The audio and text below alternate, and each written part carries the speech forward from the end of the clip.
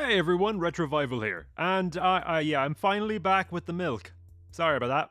If you grew up in the 90s or 2000s, there was a few constants in video games. Blowing on the cartridge to get it to work, memory cards corrupting, console mascots beefing, a plethora of 3D platformers left and right, and alongside and usually amongst all of them was the movie tie-in game.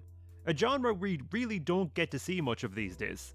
These were games that would usually loosely follow the plot of a movie, with levels getting you from moment to moment throughout the film. And while we definitely did get a bunch of stinkers, some of these games actually managed to be better or even stand alongside the films they were based on.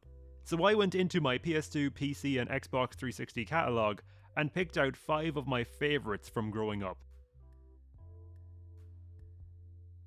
Star Wars has a lot of games, but Revenge of the Sith will always be one of my favourites. Did the film utterly devastate me as a child? Yes it did. I bloody loved Mace Windu, even if he was a bit of a moody bollocks at times.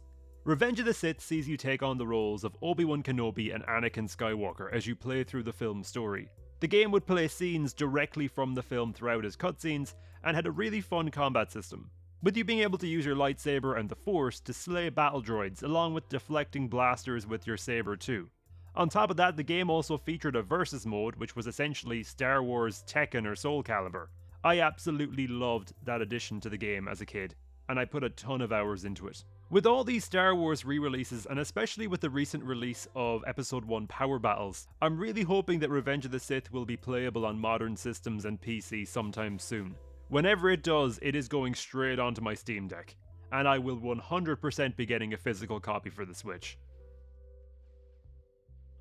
Harry Potter is no stranger to video games. Every movie had a game, and every game had different versions depending on what system you played it on. Whether it was the PS1 version or the PS2, Xbox and GameCube versions, Game Boy, Game Boy Advance or PC, there must be no bloody child labour laws in the wizarding world because poor Harry Potter was being put to work on every system. Hogwarts went through many different iterations from game to game, but my most nostalgic time exploring it in games was in the first 3 games on the PS2, with the castle becoming bigger and more detailed with each game. Especially when it got to Prisoner of Azkaban, they added new additions to the castle seen in the movie, like the rickety bridge to Hagrid's house. The game saw you learning new spells throughout, and a lot of your classes will see you heading through portrait passageways in the classrooms to tackle dungeon-like areas to unlock them. You got to play Quidditch, compete for the House Cup, and participate in duels too. On the 3rd game, you even got to fly around on Buckbeak. Sure, by today's standards, they're pretty rough, but they'll always hold a special place in my heart. I'd love to see a collection of all the old Harry Potter games, just so we could revisit these titles a lot easier. Seeing the success of Hogwarts Legacy, there's certainly a big demand for more adventures in the wizarding world. Okay, I feel like this game has to be a regular occurrence in so many people's PS2, Xbox or GameCube games. SpiderMan II set the standard for future Spider-Man games to come. It established the web-swinging system that would lay the foundations for Insomniac's Spider-Man's style of web-swinging. Spider-Man 2 retells the story of the movie, all while including extra villains for Spidey to face throughout. Mysterio, Shocker, Rhino, Black Cat and more all make appearances. Mysterio's sequence is still one of my favourites. It has a super funny payoff to it, and it's kinda similar to what they were supposed to do in Spider-Man 4 with them. The in-game cutscenes are actually pretty damn good, and how can we ever forget the iconic pizza song? And Mary Jane, as per usual, has Peter feeling awful about saving innocent people instead of going to see her crappy plays. I'm telling you, considering it's the multiverse now, the Raimiverse should have been the one where Peter gets with Ursula and sends Mary Jane on her way, because she is, without a doubt, the worst partner of Spider-Man throughout his film, TV and gaming universes. That scene with the chocolate cake is one of the most endearing moments in the superhero genre. Anyway, Raimi Mary Jane rant behind us. Spider-Man 2 is still a ton of fun to play, and once you readjust from playing Insomniac's game, it still feels fantastic to this day. I'm still holding out hope that Sony might one day do collections of all the old Spider-Man games. Maybe do the movie games in one collection, you could do stuff like Web of Shadows, Edge of Time and stuff in another one. There's so many Spider-Man games, and when you see all these other game series getting these big collections to make the games playable on modern systems, Spider-Man games are just crying out for that. Little did I know the badass and at the time nerve-wracking adventure I was going to go on when my auntie gifted me this game for Christmas one year. Peter Jackson's King Kong sees you take control of Jack Driscoll as he and the other members of his group attempt to survive the dangers of Skull Island, along with having to save Anne, who had been taken by the local people as a sacrifice to Kong. Jack plays like an FPS, with some melee combat and puzzle solving thrown in too.